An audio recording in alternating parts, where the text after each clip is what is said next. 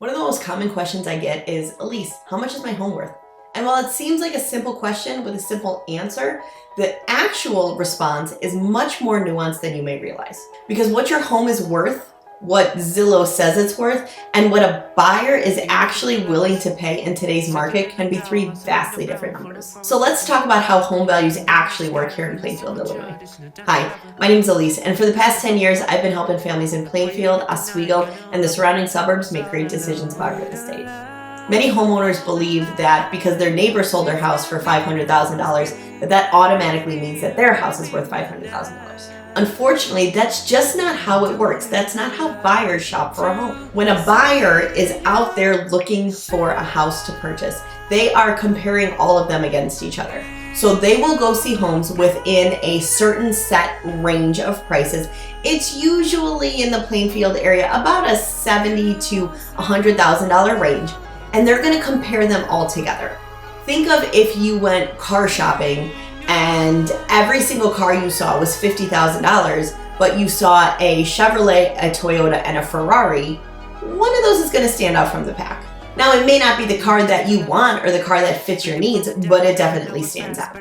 That's what I mean when I say buyers are comparing everything. So they're going to look at the condition, the location, the lot size, the updates, the maintenance that has or hasn't been done, along with how that home fits within their lifestyle. So that's going to be things like if it's close to their favorite grocery store, or if it's walking distance to a school.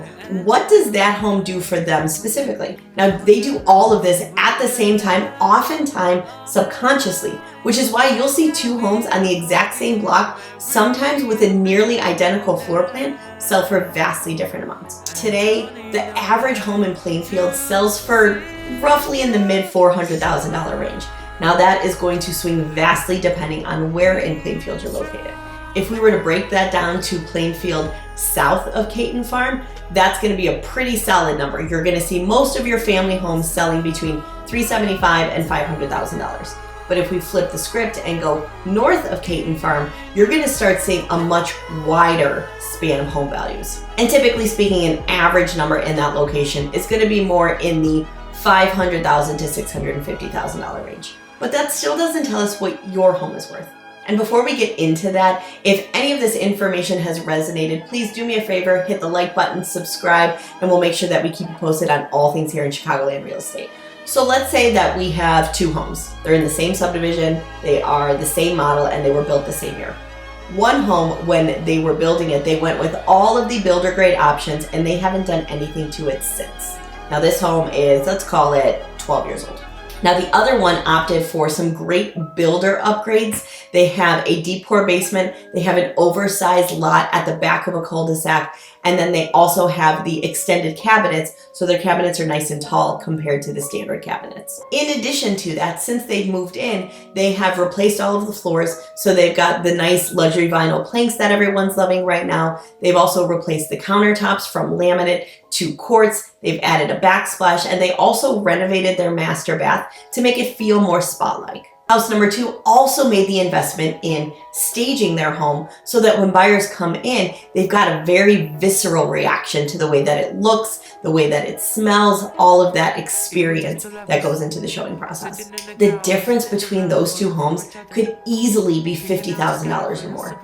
And this isn't even on a massive home. This is on kind of your standard 2,400 square foot Plainfield property. So let's talk about the 5 things that impact value the most here in Plainfield. First and foremost is going to be the location. Now, I kind of hinted at this earlier, but we see Plainfield broken down into 3 very distinct segments based on value. And that's going to be your southern half, your central section, and your northern half. Now, your southern half is going to be Caton Farm-ish, but really Theodore and south. Central Plainfield is going to be from about downtown Plainfield, maybe a touch north of there until roughly Caton Farm, and North Plainfield is going to be from roughly 143rd Street up north. Number 2 is going to be condition, and condition is huge here in the middle of 2026. Buyers today are busy, They're strapped for cash because of how expensive everything seems to be these days, and a lot of them don't have the skill set necessary to make updates and upgrades on their own. Now, that doesn't mean that you need to go and put a brand new kitchen in your house to sell it, but presentation does matter. Number 3 is competition, and this one surprises sellers sometimes. The value isn't just determined by what's already sold in the past, it's also determined by what a buyer could reasonably get today. So if there's 5 similar homes available on the market, buyers have options. On the flip side, if there's nothing similar available, buyers are going to be more willing to fight for your home. Number 4 is going to be the schools. Now, obviously, schools have a huge impact on home values, but here in Plainfield, we see a couple little different things specific to the schools. First and foremost is going to be the district. So obviously we have Plainfield District 202, but there's also portions of Plainfield that have Joliet schools. There's portions of it that go to Oswego schools, portions of it that go to Naperville schools, and all of those are going to have an impact on the value. In addition to that, if we look just at District 202, you'll see a very different response to the 4 different high schools in the district.